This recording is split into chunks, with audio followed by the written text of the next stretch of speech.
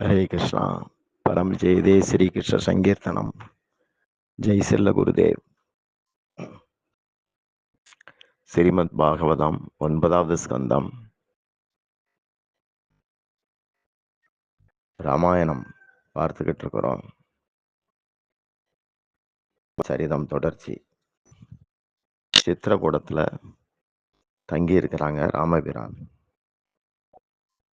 காரணம் இல்லாம வரக்கூடிய சுகதுக்கம் ஊழ்வினையின் பயன். மனுஷன் செய்த கர்மந்தான் சுகதுக்கமா வருது. இது அதாவது சிருஷ்டி கிரமத்துக்கு ஆதாரமே இதுதான். அதனால ஞானிகள் தங்களுடைய சுகதுக்கங்களுக்கு தானே காரணம், வேற யாரும் இல்லை அப்படின்னு தெளிந்து இருக்காங்க. யாரும் யாருக்கும் சுகம் தர முடியாது, துக்கமும் தர முடியாது. நமக்கு வரவேண்டிய விளைவுகள் சூழல்களாக தோன்றுது. அதனால சுகதுக்கத்துக்கான காரணத்தை வெளியே தேடக்கூடாது. வெளியே தேடினா அஞ்ஞானின்னு அர்த்தம். தனக்குள்ள பார்க்குறவன் தேடுறவன் சந்த் அப்படின்னு சொல்லப்படுறாங்க. பிரத்தியார்கிட்ட காரணத்தை வச்சோன்னா விருப்பு வெறுப்பு உண்டாகும். பகவான் லீலைகளின் போது கர்மத்துடைய மரியாதையை ஏற்று நடந்துக்கிறார். சொற்பிறவில கைகேயி ரேணுகா தேவியா இருந்தா, ஜமதக்னியுடைய மனைவி ரேணுகா தேவி பரசுராமனுக்கு அம்மா. ஒரு முறை ரேணுகா ஒரு கந்தர்வன்ட்ட மனசை போக விட்டதை தெரிஞ்சுக்கிட்ட ஜமதக்னி கோபத்துல மகன் பரசுராமன் கிட்ட, உன் தாய் பாபம் பண்ணியிருக்கிறா, அவ தலையை துண்டிச்சிருன்னு சொன்னார். அதன்படி பரசுராமன் நடந்துகிட்டார். இப்போ இதுவே இங்க ராமாயண காலத்துல அந்த கைகையை ராம சம்பவத்துல நாம திரும்பி பார்க்கிறோம். இது கர்ம பலன். வால்மீகி ராமாயணத்தை கொடுத்தார்.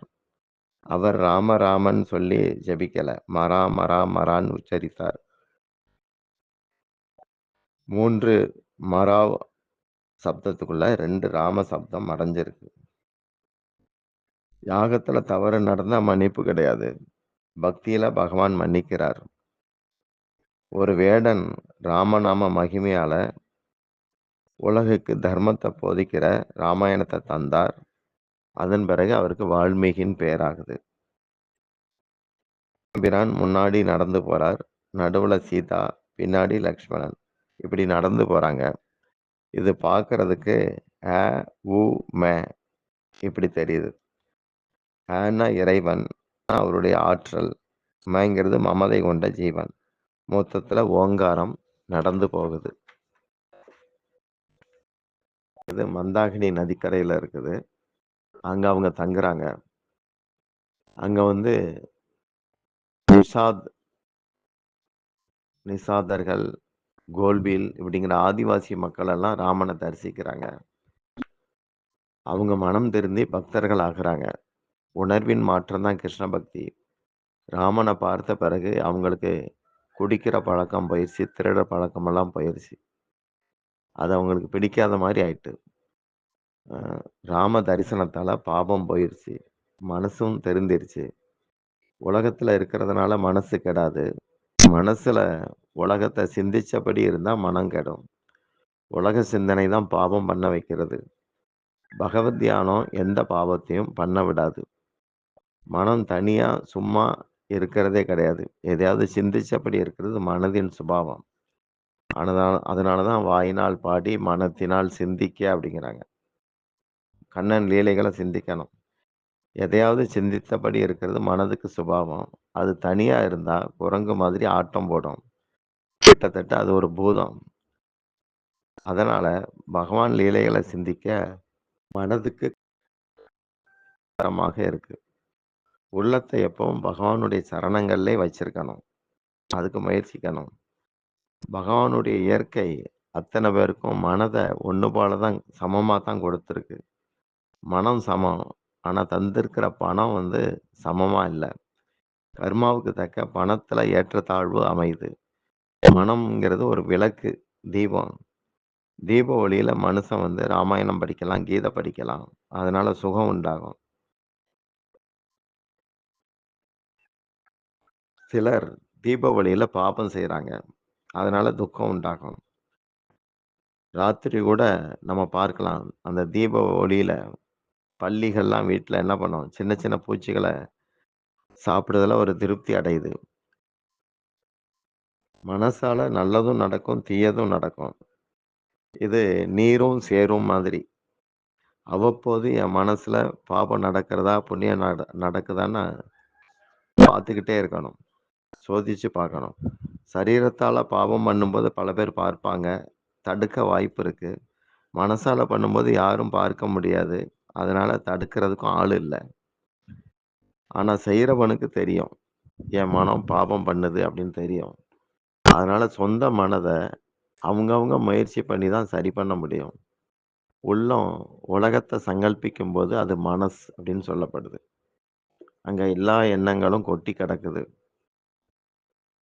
அ மனசு அப்படிங்கிறது உலகத்த உள்ளம் நெனைக்கும்போது மனசுன்னு சொல்லப்படுது. உள்ளத்துல ஏதாவது ஒரு விஷயத்த தீர்மானிக்கும்போது அதுக்கு பேரு புத்தி.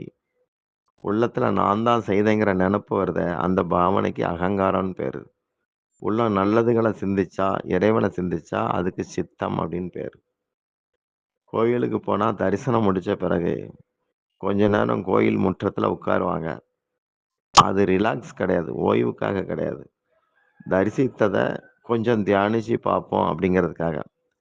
ஆலயங்கள்ல கதை பேசக்கூடாது, புரளி பேசக்கூடாது, ஹரிநாமங்கள சொல்லணும். தரிசனத்துக்கு பிறகு பகவான் உங்க கூடவே வரணும். அதுக்காக தான் அந்த முற்றத்துல உட்காருறோம். நீங்க அவர அழைச்சிட்டு போகணும்.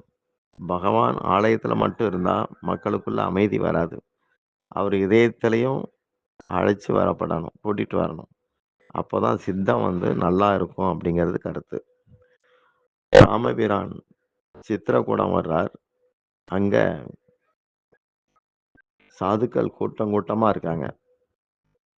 அங்க தான் அத்திரி முனிவர் ஆசிரமம் இருந்தது. அங்க இருந்து தான் மந்தாகினி தோன்றுது அந்த நதி. தினமும் அத்திரி முனிவர் கங்கா ஸ்நானம் செய்வார். அவர் முதுமை ஆன பிறகு நதிக்கு போக முடியல. அப்ப அவருடைய மனைவி அனசூயா, "தினமும் கங்கா ஸ்நானம் என் கணவனுக்கு நியமமா இருந்தது. அதனால கங்கா மாதா இப்ப அவருக்கு வயசாயிருச்சு. அவருடைய நியமங்களுக்கு நீங்க தான் உதவி செய்யணும்னு வேண்டுனா. இதனால கங்கை ஒரு சேனல், ஒரு கால்வாயாக அங்கிட்டு திரும்பி வருது. சித்திரக்கூடத்துல தான் துளசிதாசருக்கு ராம தரிசனம் கிடைச்சது. துளசிதாசருக்கு ராமாயணத்த அனுமன் கிளி வடிவத்துல சொன்னார். காட்டுல பெரிய பெரிய முனிவர்கள் எல்லாரும் ராம தரிசனத்துக்காக வர்றாங்க. சீதைக்கும் லட்சுமணனுக்கும் ஊர் நெனப்பு வராம இருக்க ராமபிரான் புராணங்கள்ல இருந்து கதை சொல்லிக்கிட்டே இருப்பார். ராமன் அவ்வப்போது பரதனை நினைக்கிறார். பக்தர்கள் இறைவனை நினைக்கிறாங்க. இறைவனும் பக்தர்களை நினைக்கிறார். மனுஷன் கடவுளை நினைச்சா அது பக்தி. கடவுள் அந்த மனுஷனை நினைச்சா அது சுத்த பக்தி. உலக நினைப்பு துயரம் தரும். உலக மறதி சுகம் தரும். ராமனை தரிசிக்க வந்த கிராம மக்கள் இத்தகைய சுந்தர மேனி கொண்ட சுகுமார்களை காட்டுக்கு அனுப்ப கைகேயிக்கு எப்படித்தான் மனசு வந்ததோ, வெட்கமா இல்லையா அப்படின்னு நினைக்கிறாங்க. ராமனுக்காக ஏங்குறவங்க அப்படிங்கிறதுனால தான் கிராம அப்படிங்கிற பேரை வச்சிருக்கிறாங்க. சில பெண்கள் சீதை கிட்ட கேள்வி கேட்குறாங்க. இவங்க 2 பேரும் உங்களுக்கு யாரு அப்படின்னு கேட்குறாங்க. இப்போ சீதா தேவி வெள்ளையா இருக்கிறாரே அவர் என் மைத்துனர் அப்படின்னு சொன்னா. ராமனை மட்டும் கண் ஜாடையால தன்னுடைய நாதன் அப்படிங்கிறத வெளிப்படுத்துறா. சுருதிகள் கூட இப்படித்தான் சொல்லுது. இது அல்ல, இது அல்ல அப்படின்னு மறுத்தே இறைவனை நிரூபிக்கிறது. ராமர் சீதை உறங்குற போது ராத்திரி பூரா லக்ஷ்மணன், குகன் பேசிக்கிட்டே காவல் இருப்பாங்க. அடுத்து பிரயாக் திரிவேணி வர்றாங்க. இது தீர்த்தங்களுக்கு ராஜா இந்த பிரயாக்குங்கிறது.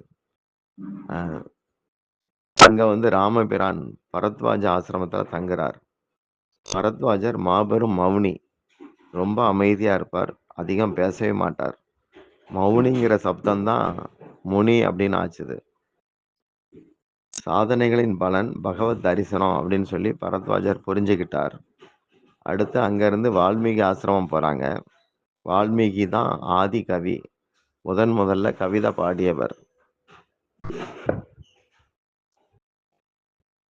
இந்த கவிதா அப்படிங்கிற சப்தத்துல 3 குணங்களும் அடங்கியிருக்கு. கவி அப்படிங்கும்போது அது வந்து படைத்தலை குறிக்கும்.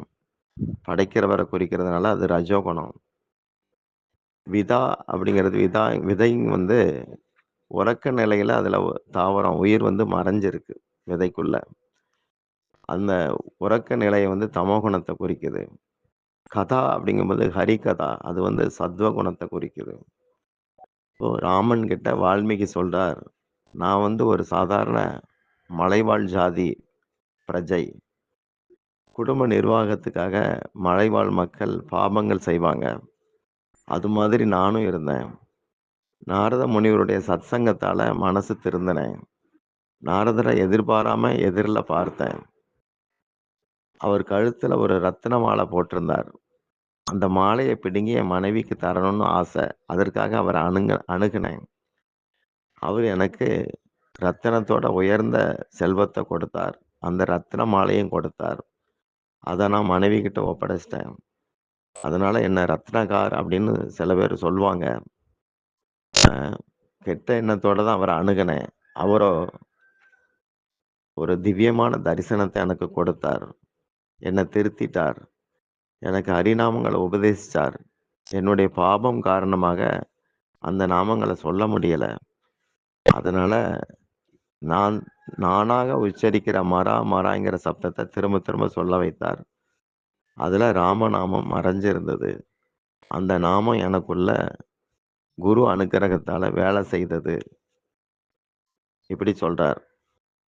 பகவான் சைத்தன்ய மகாபிரபு கூட ஹரே கிருஷ்ணா கிருஷ்ண கிருஷ்ணா ஹரே ஹரே, ஹரே ராம ராம ராம ஹரே ஹரே இப்படி நாமங்களை கொடுத்தார். இந்த வால்மீகி மாதிரியே நாமத்தை அவர் எப்படி மாத்தி சொன்னாரோ மரான்ட்டு, அதே போல இந்த மந்திரத்தையும் கூட சில பேர் அவங்களுடைய புரிதலுக்கு தக்க சாஸ்திரத்துக்கு மாறாக முதல்ல ராமங்கிற சப்தத்தை போட்டு சொல்றாங்க. கீர்த்தனாத் ஏவ கிருஷ்ணஸ்ய அப்படிங்கிறது பாகவதம். அவங்க ராமர்ல இருந்து தொடங்குறாங்க. அப்படி மாத்தி சொல்றதுனால அதை தப்புன்னு சொல்ல முடியாது. மராங்கிற சப்தம் எப்படி ராமன் ஆச்சோ அதே போல மகாமந்திரமும் ஆகியிருக்கு. அவ்வளவுதான். நம்பிக்கையோட நாமத்தை சொல்லும்போது அது தன் கடமையை வந்து செய்யும். நாமத்துல எக்கச்சக்கமான ஆற்றல் இருக்குன்னு சைத்தன்யர் சொல்றார். நாம் அகாரி பகுதா நிஜ சர்வ சக்தி அப்படிங்கிறார். அது நாவல நர்த்தனமாட தயார். எப்படி ஒரு நாட்டியக்காரி ரசிக்கிற போது தன்னுடைய திறனையெல்லாம் வெளிப்படுத்தி ஆடுறா. இதே போல நாமத்துல உங்களுக்கு ரசனை வந்துட்டா நாமம் தன்னுடைய நர்த்தனத்தை இன்னும் சிறப்பாக நடத்தும். நம்முடைய நாவு இனிமை பெறும் அப்படிங்கிறது கருத்து. ராமன் கிட்ட வால்மீகி ராமகதை நதி மாதிரி அப்படிங்கிறார்.